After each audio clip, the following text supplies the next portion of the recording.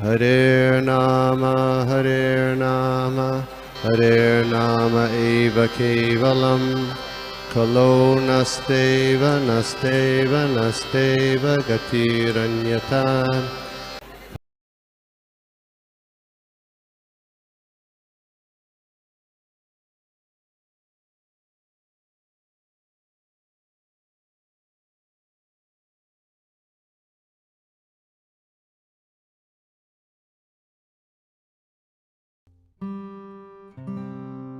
हरे कृष्णा। सौभाग्य मेरा है कि मैं आप सब भक्तों के साथ हूँ, और सौभाग्य हम सबका भी है कि हम भागवत पुण्य श्रवण कीर्तन हम भागवतम सुन रहे हैं।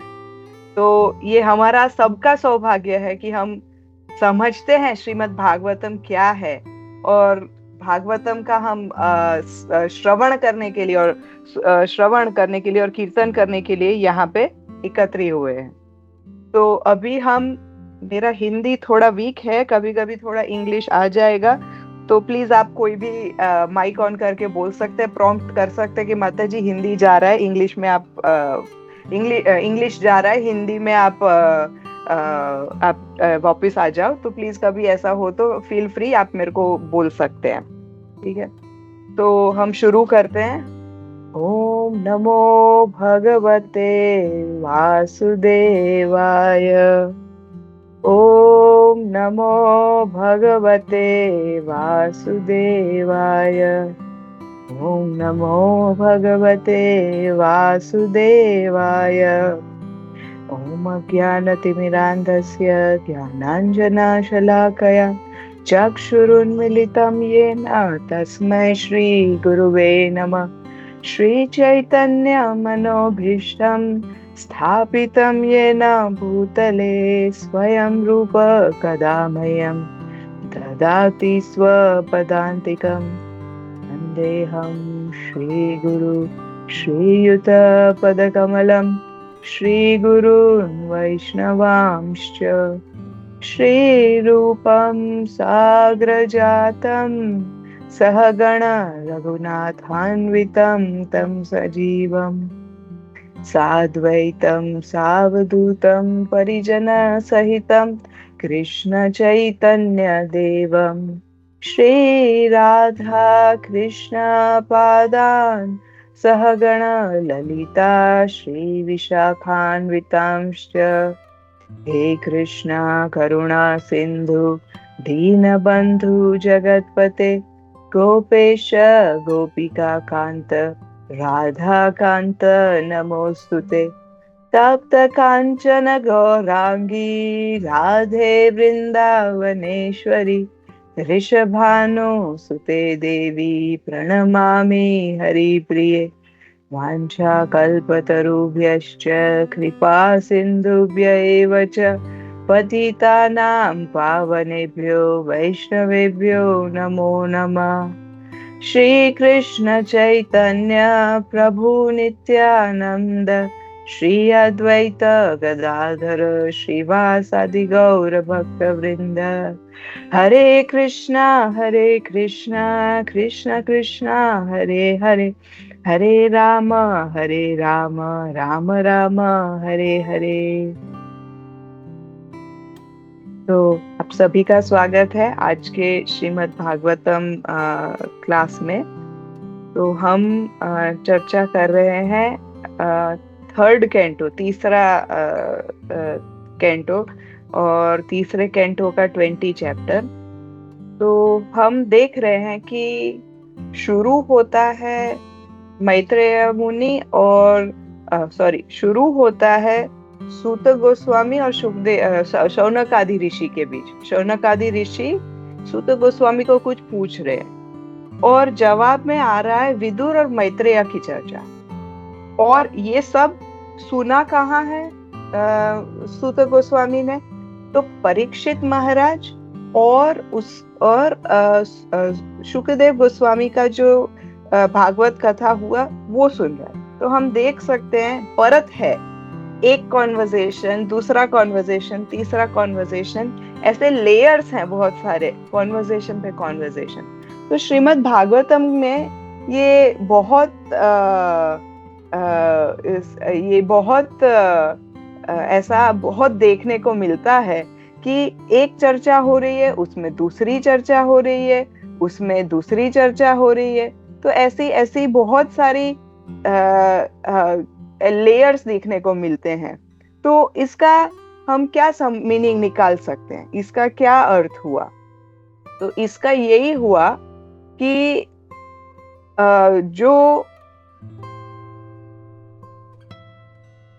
इसका यही हुआ अर्थ कि जो भागवतम है उसमें हम ये सीख सकते हैं कि कुछ भी, अगर हमें कोई भी कुछ भी पूछे, हमें कोई भी कुछ पूछे, तो हमें हमारा आइडिया या हमारा विचार नहीं प्रस्तुत करना चाहिए। जैसे शौनक आदि ऋषियों ने सूत गोस्वामी को पूछा तो उन्होंने सीधा हिस्ट्री कोट किया, उन्होंने सीधा बोला ये मेरा नहीं है, मैंने जो सुना है, और वो भी सुना है, और उन्होंने परीक्षित महाराज ने कहाँ से सुना, तो ये मैत्रेय मुनि और विदुर का जो हुआ।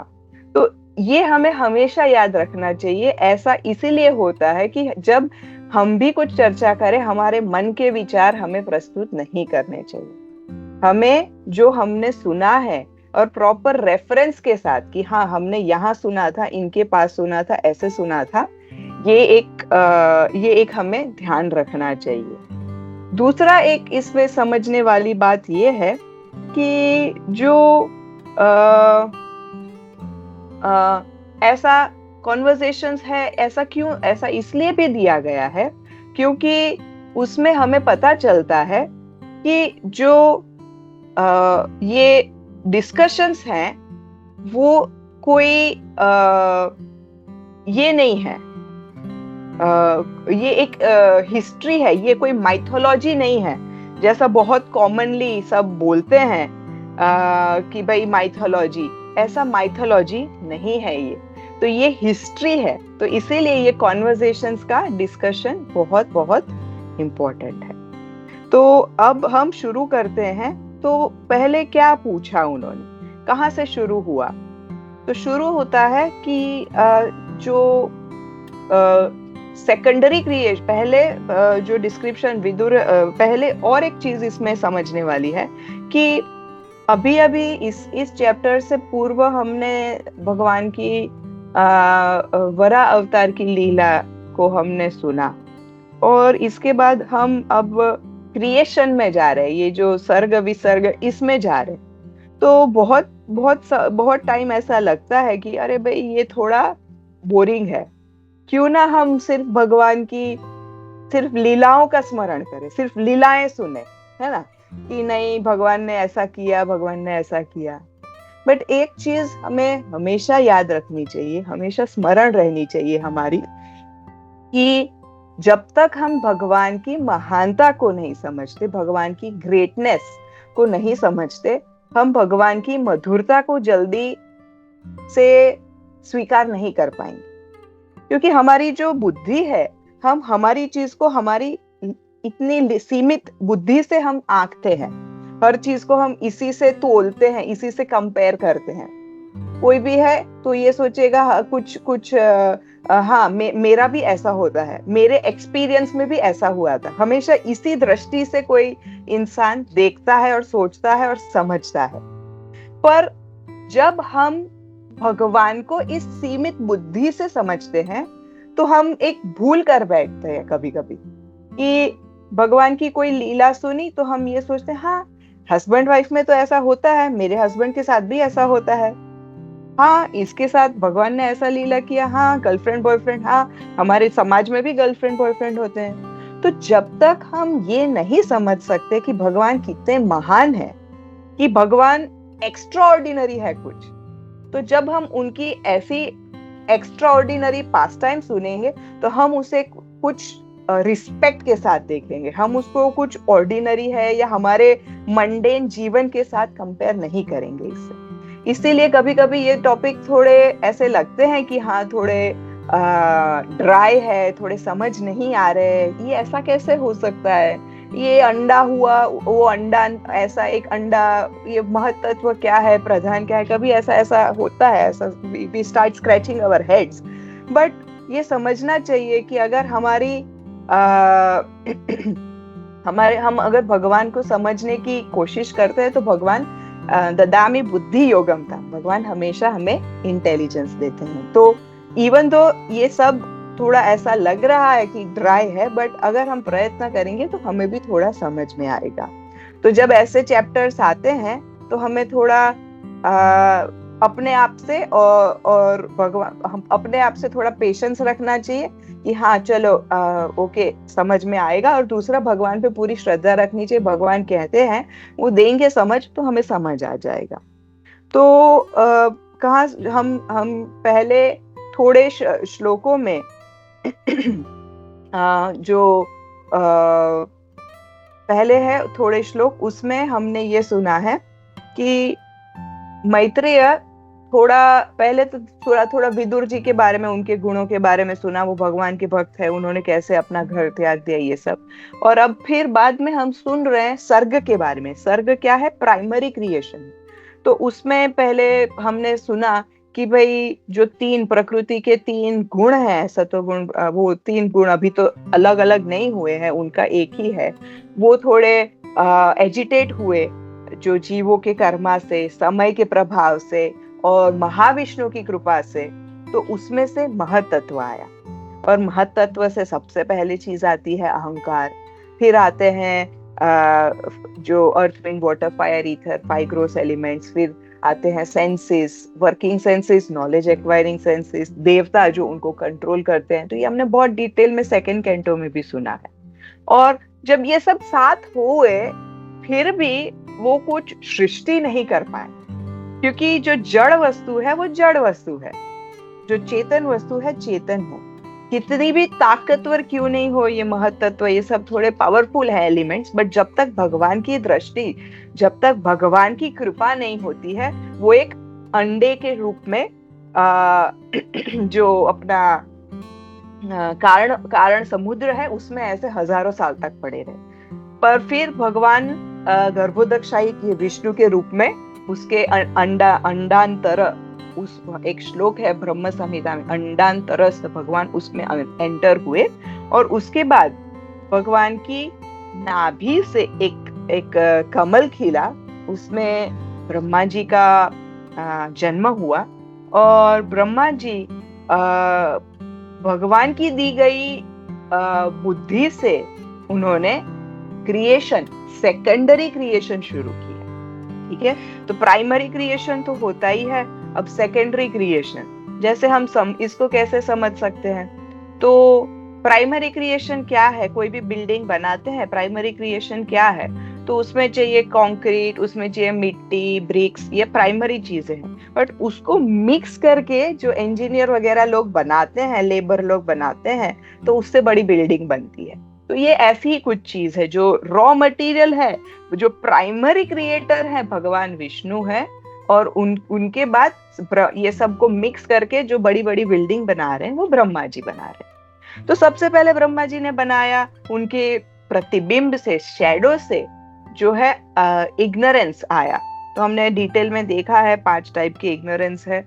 और ब्रह्मा जी को फिर घृणा हुई कि अरे ये क्या है, मतलब इग्नोरेंस, सबसे पहले अज्ञान ही क्यों आया मेरे से। तो उन्होंने वो वृत्ति छोड़ दी। हमने देखा इसको शरीर के रूप में भी बोला है। तो ये वृत्ति छोड़ दी, और जो वृत्ति है वो रात बन गई, और इससे यक्ष और राक्षसों ने उसको एक्सेप्ट किया। जो वृत्ति थी इसको उन्होंने एक्सेप्ट किया। बट जब जैसे इग्नोरेंस आता है, जैसे तमोगुण है, उसमें भूख और प्यास ये एक उसके लक्षण है। तो यक्ष और राक्षस ब्रह्मा जी को खाने के लिए दौड़े, बट फिर उन्होंने बोला प्लीज मुझे मत खाओ।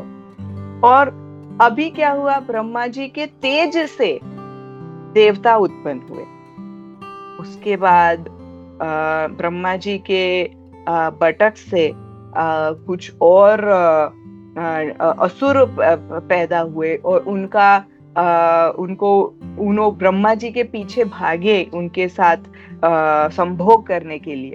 तो ब्रह्मा जी ने पहले तो वो हंसे कि अरे ये तो उनको लगा अरे ऐसा तो हो सकता है क्या, बट फिर वो वास्तव में उनके पीछे भागे तो वो कुछ नहीं कर सके। वो बहुत स्ट्रॉन्ग वर्ड्स यूज किए हैं भागवतम में, शेमलेस बोला गया है इन क्रीचर्स को। और हम ये भी देख सकते हैं कि जो आजकल हो रहा है सब वो नया नहीं है, ये पहले भी सब होता था और इट्स ऑल जो अज्ञानता का प्रभाव है उसके चलते ये सब हो रहा है। पर इसमें हमें सीखने की चीज ये है, सीखने का पॉइंट ये है कि ब्रह्मा जी ने इसको सॉल्व कैसे किया। ब्रह्मा जी ने भगवान की शरण ली। तो हमारे पास कोई भी प्रॉब्लम आती है हमेशा हमें हाथ ऊपर करके हरे कृष्णा बोलेंगे तो भगवान पूरी अपनी मर्सी हमारे ऊपर शावर करेंगे। और भगवान ने फिर ब्रह्मा जी को बोला ये भी शरीर त्याग दो। तो ब्रह्मा जी ने वो शरीर त्याग दिया, उसमें से संध्या उत्पन्न हुई और जो असुर लोग हैं उन्होंने उसको स्त्री का स्वरूप माना और फिर वो लोग वो सुंदर स्त्री को डिस्क्राइब करने लगे। अब इसके बाद क्या होता है कि ब्रह्मा जी ने गंधर्वों और अप्सराओं को अपनी सुंदरता से, अपनी जो सुंदरता का जो प्रभाव था उससे वो उनका निर्माण किया। अब फिर उसके बाद उन्होंने जो आलस्य है उस उधर से आए भूत और पिशाच। और उसके बाद हमारा जो आज का जो उसके बाद अभी और साध्यस और पितरस भी उन्होंने क्रिएट किए अपने पावरफुल थिंकिंग से, और जो उनकी अदृश्य होने की क्षमता है उससे उन्होंने क्रिएट किया। तो आज हम देखेंगे सिद्धार्थ और विद्याधराज का क्रिएशन कैसे हुआ। तो अभी हम श्लोक पढ़ेंगे। थोड़ा मुझे 1 सेकेंड का टाइम दीजिए, मुझे मेरा लैपटॉप स्विच करना पड़ा इसलिए आज थोड़ा ऐसा हो रहा है।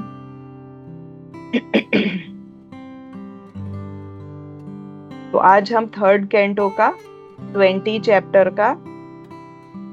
नंबर 20 और उसका हम 44th वर्स करने वाले हैं।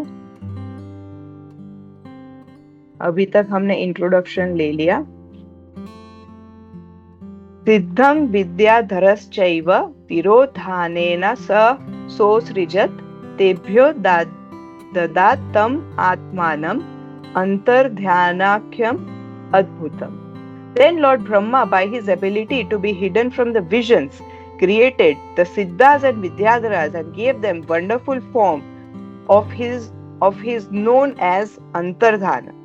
तो इसमें प्रभुपाद कहते हैं कि जो जीव, अंतर्धान का क्या मतलब है कि जो जीव का हम उनका प्रेजेंस महसूस कर सकते हैं बट उन्हें देख नहीं सकते हैं। तो कभी कभी हमें ऐसा बहुत सारे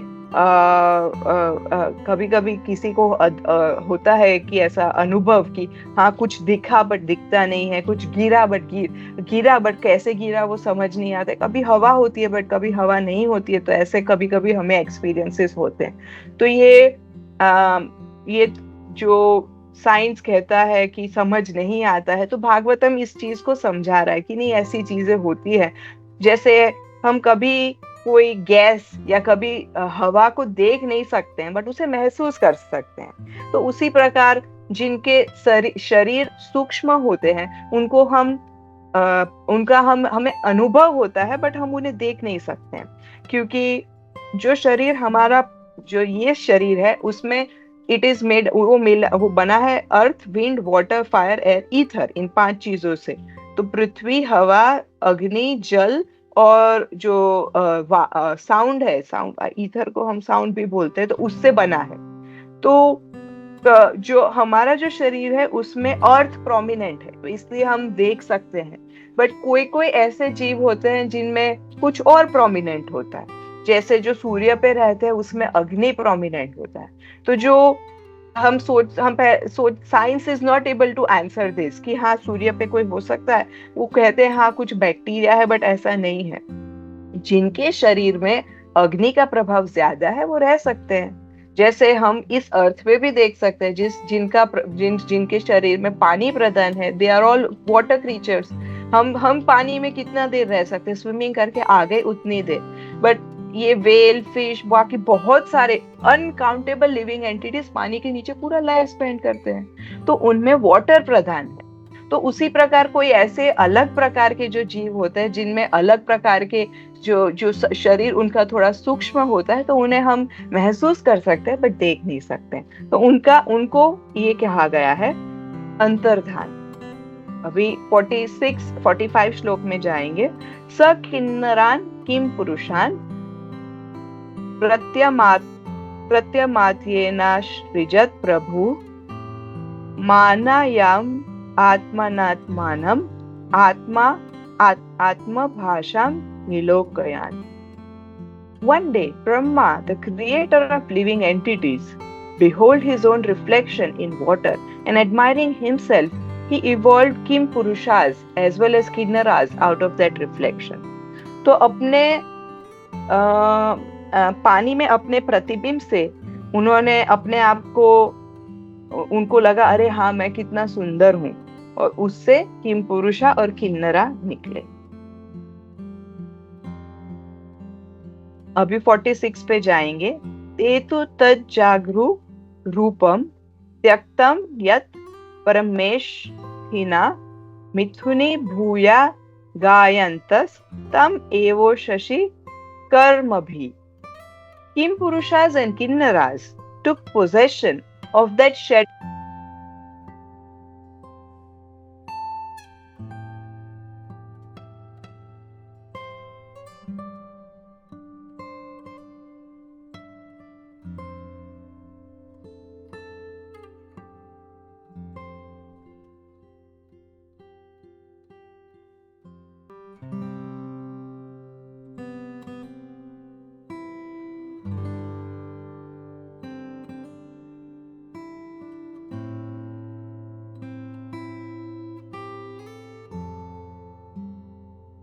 Hare Krishna.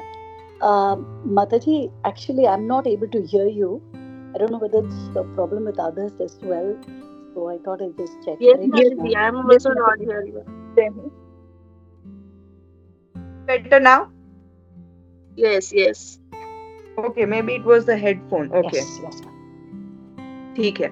तो जो सुबह का समय है, जो ब्रह्म मुहूर्त जिसे कहते हैं, तो वो 1.5 आवर जो सनराइज है, सूर्य उदय होता है, उसके 1.5 घंटे पहले के समय को ब्रह्म मुहूर्त कहते हैं। तो प्रभुपाद कहते हैं कि जो आध्यात्मिक वृत्तियां, आध्यात्मिक एक्टिविटीज है, उसके लिए ब्रह्म मुहूर्त बहुत बहुत महत्वपूर्ण है, और जो भी इस ब्रह्म मुहूर्त में किया है वो हमारा दिन कैसा रहेगा उस पे बहुत ज्यादा प्रभाव डालता है।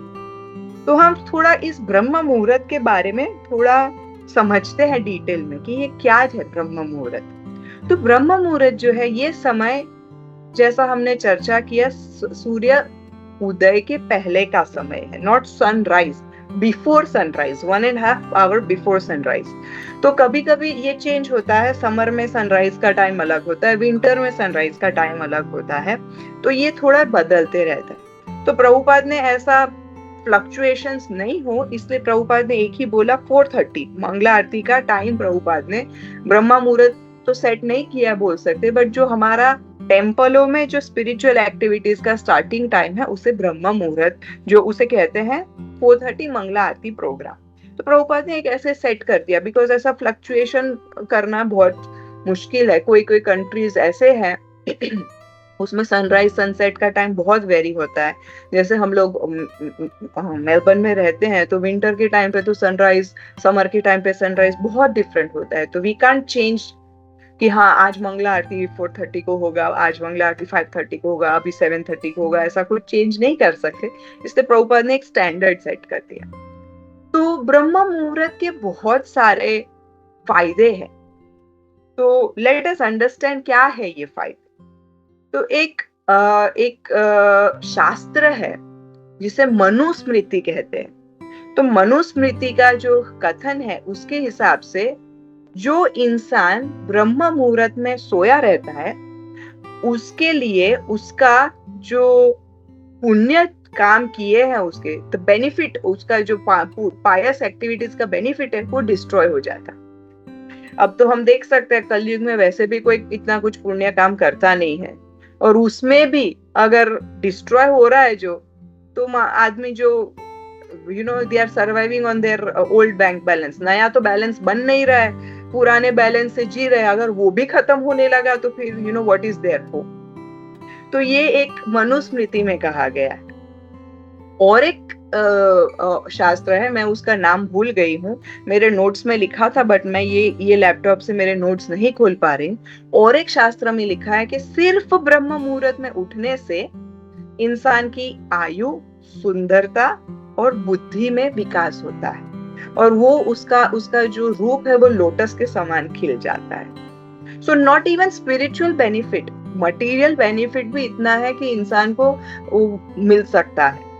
ऐसा जो प्रभुपाद थे हमेशा कहते थे, early to bed early to rise makes a man healthy wealthy and wise. ये कुछ इंग्लिश जो कोई एक थे रूजवेल्ट और समबडी, उन्होंने ये कोट किया था, तो प्रभुपाद उन्हें भी कहते हैं। तो ये बहुत इम्पोर्टेंट। और जो योग पद्धति करते हैं वो भी बताते हैं कि जो हमारा यहाँ पे एक चक्र होता है, उसका नाम है कुछ, आई फॉरगॉट द नेम, मेरे नोट्स में था, अगेन नोट्स गायब है, बट जो यहाँ पे एक चक्र होता है, 7 चक्र होते हैं बॉडी में, तो यहाँ जो सर के ऊपर सुदर्शन चक्र है और एक नया नाम है उसका, वो चक्र में हर ब्रह्म मुहूर्त में अमृत निकलता है, एक एक ड्रॉप, और योग पद्धति से उसे नाभि की ओर ले जाते हैं, तो उससे बहुत सारे योगिक बेनिफिट्स भी मिलते हैं। तो हम इन सब में इंटरेस्टेड नहीं है, ये तो सिर्फ एक टेम्पटेशन है, बट स्पिरिचुअली ऑल्सो ये स्पिरिचुअली भी ये समय बहुत बहुत हेल्पफुल है। क्यों? क्योंकि ये समय पे नेचुरली जो हमारा जो मन है वो रिलैक्स होता है, मन है जो थोड़ा शांत होता है। सतोगुण, तमोगुण, रजोगुण जो है वो उनका प्रभाव सूर्य की क्रियाओं से होता है। जैसे हम देख सकते हैं कि सुबह सुबह कोई लोग मॉर्निंग वॉक करने जाते हैं, इट्स वेरी पीसफुल, शांत है, सब लोग जाते हैं, हवा फ्रेश है, that is mode of goodness. उसके बाद जैसे ही 9 o'clock beep beep horn horn, ये फोन बज रहा है, वो फोन बज रहा है, ये दुकान खुल रहा है, ये स्कूल जा रहा है, ये ऑफिस जा रहा है, सो मच हैपनिंग, पैशन शुरू हो गया। और जैसे ही इवनिंग का टाइम आता है, थक गए, खा के सो जाओ, है ना। तो the day is also divided according to mode of goodness, passion, ignorance। और जो ब्रह्म मुहूर्त का टाइम है उसमें हम नेचुरली, हमारा माइंड इज पीसफुल, तो हम स्पिरिचुअल एक्टिविटी में ज्यादा फोकस कर सकते हैं। हमें पता है बहुत सारे ऐसे डिवोटीज हैं जो इवन मंगला आरती से पहले पूरे राउंड्स हो जाते हैं उनके। मंगला आरती तो एक चीज है, चलो ये तो ब्रह्म मुहूर्त हुआ, बिफोर दैट ऑल्सो इतना पीसफुल है, हमने कभी कभी एक्सपीरियंस किया है। That time is so peaceful, naturally आपके राउंड ऐसे फोकस इतना अच्छा होता है कि इट्स वेरी नेचुरल। जैसे अगर हम एग्जांपल दे, अगर हम राउंड करने के लिए मंदिर में आते हैं, नेचुरली हमारा mind is very focused, devotees हैं, एसोसिएशन है, स्पिरिचुअल एटमॉस्फेयर है। बट अगर उसी चीज को, चैंटिंग को हम अगर कहीं और करते हैं, let's say for example shopping centre में जाके करते हैं, कोई शॉपिंग सेंटर में चले गए, तो उधर ये खरीदना है, वो खरीदना है, ये आदमी, वो आदमी, ये लड़का, ये स्त्री, ये छोटा बच्चा क्या कर रहा है, ये इसने क्या पहना है, उस mind will naturally go there. तो कहने का ये है, दिस नेचुरली जो ये समय है, एग्जाम्पल देने का तात्पर्य ये है कि इस समय माइंड को कुछ ज्यादा फोर्स नहीं करना पड़ता है, naturally it will come into the mode of goodness, और हमारी स्पिरिचुअल एक्टिविटीज में हमें बूस्ट मिलता है, एकदम से हम ऐसा जंप मिलता है। तो इसीलिए ये ब्रह्म मुहूर्त का समय बहुत बहुत इंपॉर्टेंट है। जो हम मंगला आरती के प्रेयर्स गाते हैं उसमें भी नॉर्मली हम गुरुवाष्टकम बोल के 8 वर्सेस गाते हैं, बट 9 वर्सेस है। विश्वनाथ चक्रवर्ती ने 9th वर्स भी दिया है, और उसमें उन्होंने कहा है कि if somebody sings these 8 prayers in ब्रह्म मुहूर्त, they get direct service। वो उनको राधा कृष्ण की, इस शरीर त्याग करने के बाद राधा कृष्ण की सेवा में पूर्ण रूप से उनका ये हो जाता है, they become very fixed in Radha Krishna service. They directly serve Radha Krishna in the spiritual world. ये हो जाता है. हम और एक चीज एग्जाम्पल देख सकते हैं कि प्रभुपाद ने लीलामृत में बताया है कि एक जब वो वृंदावन में रहते थे, जो राधा दामोदर मंदिर है उसमें रहते थे, तो एक स्त्री थी. तो उसका नित्य क्रिया क्या था? ब्रह्म मुहूर्त या उससे पहले उठना, उसमें यमुना जी में जाना, ठंडी रहने दो, गर्मी रहने दो, बारिश रहने दो, कुछ भी, उसका एक ही सेवा, उसका महत्वपूर्ण सेवा, बाकी सब भी करती थी, बट उनका एक ही जीवन का एक विदाउट फेल एक चीज हमेशा करती थी. यमुना जी जाती थी, एक घड़ा भरती थी और वो घड़ा पानी का पुजारियों को लाके देती थी और उससे अभिषेक होता था राधा दामोदर का. कभी कभी तो वो पुजारियों को उठाती भी थी. तो प्रभुपाद ने कहा कि इनका तो वैकुंठ, इनका तो स्पिरिचुअल वर्ल्ड में सेवा नक्की है, एकदम sure she'll get some spiritual benefit. फिर हम देख सकते हैं कि प्रभुपाद ने एक लेक्चर में कहा था, रेफरेंस है मेरे पास बट अभी सॉर्ट ऑफ गया है, ब्रह्म मुहूर्त में जो हम नॉर्मल डे में 5 घंटे में करते हैं, ब्रह्म मुहूर्त में 1 घंटे में हो जाता है. लेट मी फाइंड, इसको हम फाइंड कर सकते हैं.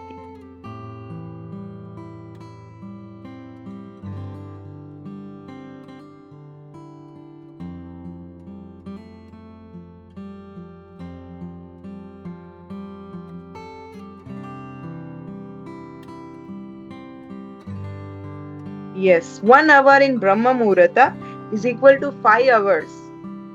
ये है प्रभुपाद का कोट है, हम प्रभुपाद का डेफिनेटली वही बोलेंगे. जो प्रभुपाद ने श्रीमद् भागवतम क्लास में लंदन में कहा था 20 जुलाई 1972. So in this age, according to Vedic system, everyone should rise early in the morning, at least 1.5 hours before the sunrise. तो वही बता रहे हैं कि ब्रह्म मुहूर्त से पहले उठना चाहिए, इसे ब्रह्म मुहूर्त कहते हैं. During that time, if you read, say 1 hour, this 1 hour is equal to 5 hours in daytime. It is so convenient. तो हमें बहुत बार कंप्लेंट रहती है कि हाँ मुझे श्लोक याद करना, मेरा रीडिंग अच्छा नहीं होता, रीडिंग किया भूल जाते हैं. तो ये प्रभुपाद हमें हिंट दे रहे हैं कि 1 घंटा जो हमने किया is equivalent to reading 5 hours in the rest of the day. तो ये है प्रभुपाद का, हमें समझाते हैं कि कितना इम्पोर्टेंट है ये ब्रह्म मुहूर्त. अभी मैंने वो ऐसा कहते हैं ना, saving the best for the last. तो हम उस लास्ट का अभी डिस्कशन करते हैं. जो कृष्णा है, ये कृष्णा बुक में चैप्टर 70 में दिया गया है. कृष्णा जी हैं, वो भी ब्रह्म मुहूर्त के समय में भी उठते हैं. इसका भी हम लोग चैप्टर 70 में, तो इसमें पूरा डिस्क्रिप्शन दिया गया है कि इवन तो रुक्मणी जी नोज कि ब्रह्म मुहूर्त का इम्पोर्टेंस क्या है, she did not like that. एक पूरा चैप्टर है कृष्णा's डेली एक्टिविटीज बोल के. see here it is saying, ये I'm reading from chapter 70 and this is from Krishna book. ठीक है. Lord Krishna used to lie down with his 16,000 wives, but he would also rise from the bed very early in the morning, 3 hours before sunrise. By nature's arrangement, the crowing of the cocks warns of the Brahma Muhurat hour. There is no need of alarm clocks. So as soon as the cocks crow early in the morning, it is to be understood that it is the time to rise from bed. Hearing that sound, Krishna would get up from the bed. But his rising early was not very much to the liking of his wives. The wives of Krishna were so much attached to him that they would lie in the bed embracing him, and as soon as the cocks crowed, Krishna's wives would be very sorry and would immediately condemn the crowing. So the point is, भगवान भी हमें अपने आचरण से ये सिखाते हैं कि ब्रह्म मुहूर्त के समय पे उठना चाहिए. भगवान की तो इतनी सुंदर वाइफ्स हैं, दे आर सो ब्यूटीफुल, उनके बाजू में हैं, बट फिर भी भगवान दिखाते हैं कि नहीं, हमें ऐसे ही कर्मी की तरह पड़े नहीं रहना चाहिए. हमें ब्रह्म मुहूर्त के समय भी उठना चाहिए. It will enhance our spirit. हमारी जो आध्यात्मिक प्रगति है वो एकदम से शूट अप हो जाएगी. जैसे कोई फोन होते हैं ना जिसमें क्विक चार्जिंग होता है, तो उस प्रकार से हमारा स्पिरिचुअल लाइफ यहाँ से पूरा शूट अप होके बहुत आगे तक चला जाएगा। तो अभी हम यहाँ पे एंड करते हैं। कोई क्वेश्चंस हैं, प्लीज आस्क योर क्वेश्चंस। कुछ कमेंट्स हैं? हरे कृष्णा। थैंक यू माता। हरे कृष्ण। एक्चुअली आपका हिंदी सुन के आई एम ज़ैप्ड। मैं तो शॉक हो गया आपका हिंदी सुन के। It's so pure. I never expected you to speak in Hindi, but so nice to hear from you that. बहुत अच्छा लगा माता। एंड इवन द प्रेजेंटेशन जो था बहुत अच्छा था। आपने इतना डिटेल में पूरा समराइज किया स्टार्ट से। एंड जैसे आपने जो बताया कि कैसे ये कन्वर्सेशंस का पर्थ है, that was a very nice point. बहुत अच्छा लगा। तो thank you. And I will request all the devotees, जैसे विनती माता जी ने ऑलरेडी हैंड रेज किया है, और भी किसी का है तो स्टार्ट रेजिंग योर हैंड्स। या विनती माता। हरे कृष्णा। हरे कृष्णा माता जी, दंडवत प्रणाम। हरे कृष्णा। दंडवत प्रणाम। दंडवत प्रणाम टू एवरीवन। माता जी बहुत सुंदर था ये आज का ब्रह्म मुहूर्त वाला जो आपने समझाया, और जो क्रिएशन का भी समझाया वो बहुत ही अब मेरे को और भी ज्यादा, नहीं तो मेरे को भी ये थोड़ा सा ना वो लगता था confusing, primary creation secondary creation, वो भी मुझे अब बहुत आज क्लियर हुआ। तो बहुत अच्छा लगा, स्पेशली ब्रह्म मुहूर्त वाला कि भगवान कृष्ण स्वयं एग्जाम्पल हमारे लिए रखते हैं। और इसमें बस एक चीज है मुझे पूछना था कि जब आपने शुरू में बोला था कि, और ये मतलब हमारे इसमें कहा भी जाता है कि हमें अपनी स्पेक्यूलेशन नहीं करनी है, अपना विचार नहीं बताना है, हमें जो हमने सुना है वो बताना है, और जितना हमने स्क्रिप्चर्स में है उसको मतलब अपना नहीं वो कलर देना है। पर एक चीज आती है कि जब हम क्लास वगैरह भी अटेंड करते हैं और भी करते हैं, तो उसमें फिर आता है, कई बार आता है कि आप अपना रियलाइजेशन दीजिए, रियलाइजेशन क्या है आपका। तो रियलाइजेशन भी एक तरीके से तो उसमें हमारा वो कुछ ना कुछ तो आ ही जाता होगा कि मतलब हम अपने तरीके से सोच रहे हैं जो, is that what realization is, या मैंने रियलाइजेशन को गलत समझा? व्हाट रियलाइजेशन, सेल्फ रियल, मतलब ये रियलाइजेशन कुछ सुनने के बाद जो रियलाइजेशन यूजुअली क्या होता है माता जी कि जो हमने अनुभव करके जो, okay how do I explain, realization वो एक प्रैक्टिकल एस्पेक्ट है, जो हमने सीखा है उसका प्रैक्टिकल एस्पेक्ट है। ठीक है, रियलाइजेशन आपका ओपिनियन नहीं है। ओपिनियन क्या है, जैसे हम कह सकते हैं, ओके जैसे ये श्लोक है हमारा भगवत गीता का 9.34।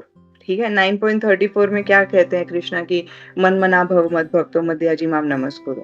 तो उसका हम इंटरप्रिटेशन जो बाकी हम लोग क्या कहते हैं, या you become my devotee, Krishna ने ये बोला कि अगर आप ये करोगे, you worship me, offer obeisances to me, in this way you will come to me, you become my devotee, ये चीज बोला है।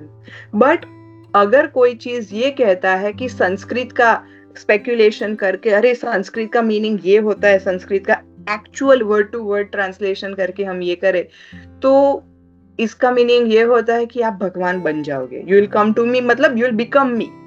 तो ये हुआ है एक स्पेक्यूलेशन, एक इंटरप्रिटेशन, या अपना opinion. One very interesting thing, मैं एयरपोर्ट पे थी, ये लास्ट ईयर की बात है, जो प्रभुपाद कहते हैं वो एक्चुअली ट्रू है। आई एक्चुअली सॉ एक लेडी बुक पढ़ रही थी, Bhagavad Gita from my point of view. तो ये हो गया स्पेक्यूलेशन, ओपिनियन। बट अगर आपने कुछ पढ़ा है और उसको आप अपनी understanding in line with the acharyas present करते हैं, तो उसे रियलाइजेशन कहते हैं। जो रियलाइजेशन है वो बेसिकली आपने एक्सपीरियंस किया है, आपने महसूस किया है, तो इसे रियलाइजेशन कहते हैं। और एक ही चीज की अलग अलग रियलाइजेशन हो सकती है। कैसे, इसका भी आंसर है 9.2 भगवत गीता 9.2 में क्या कहा है भगवान ने, प्रत्यक्षावागमम धर्मम। ठीक है, तो the same thing You realize it, एक इंसान realizes in one way and the other person realizes it in another way, because this is your own experience of your own spiritual life based on your own understanding or based on what you have so far your journey. अब जो आचार्यस है उनका spiritual advancement इतना है कि वो हम बता सकते हैं, जैसे आज के एग्जाम्पल में हमने देखा कि ब्रह्मा जी ने अपना शरीर त्याग दिया, कास्ट ऑफ हिज बॉडी ऐसा लिखा है इंग्लिश में, तो इसका क्या मीनिंग है? अपना शरीर फेंक दिया, ऐसा करके कुछ है, ऐसा फेंक दिया? नहीं, इसका मीनिंग है mentality, he change his cast of his mentality. तो ये इंटरप्रिटेशन नहीं हुआ, ये हमने आचार्यस के हिसाब से हमने इसको समझा है। तो ये है डिफरेंस रियलाइजेशन का और खुद के ओपिनियन प्रेजेंट करने का। माता जी क्लियर हुआ कुछ? हाँ यस माता जी, अब ये क्लियर हो गया कि हमारी जो अंडरस्टैंडिंग है वो ये नहीं कि हम अपना ही कुछ अपना उसमें डाल रहे हैं, in line with acharyas basically वो। हाँ, तो हमें बेसिकली उनके ही उस पे जैसे हम स्ट्रिक्टली चल के और फिर हमारी है वो, और उसको अगर आप यंग पीपल को प्रीच कर रहे हो उसको उस हिसाब से आप कर सकते हो, आप बच्चों को है उसी चीज को आप थोड़ा उनकी लैंग्वेज में समझा सकते हो, but because you have realize this आप उसको उस हिसाब से चेंज कर रहे हो, राइट? सेम थिंग अगर आप बच्चों को सिखाओगे you are not this body you are the spirit soul, तो आप उसको अलग तरीके से सिखाओगे, the way they understand. हम डेथ की बात उनको करेंगे, for them it doesn't make sense, but elders can appreciate नहीं birth death body ये सब, तो that is because you have realized the concept of birth death and soul, इसीलिए आप उसको उस हिसाब से उस ऑडियंस को आप उसको समझा रहे हो। Make sense? Yes माता जी, yes. Thank you माता जी. Thank you.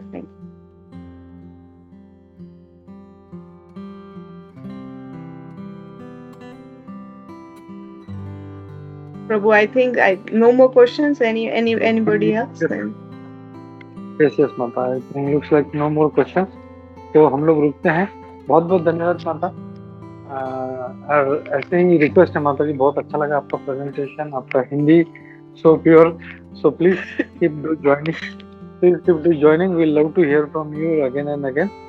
So thank you for coming. Hare Krishna माता। Hare Krishna. Thank you everyone. Thank you. ग्रंथराज Shrimad Bhagavatam की जय। श्रील प्रभुपाद की जय।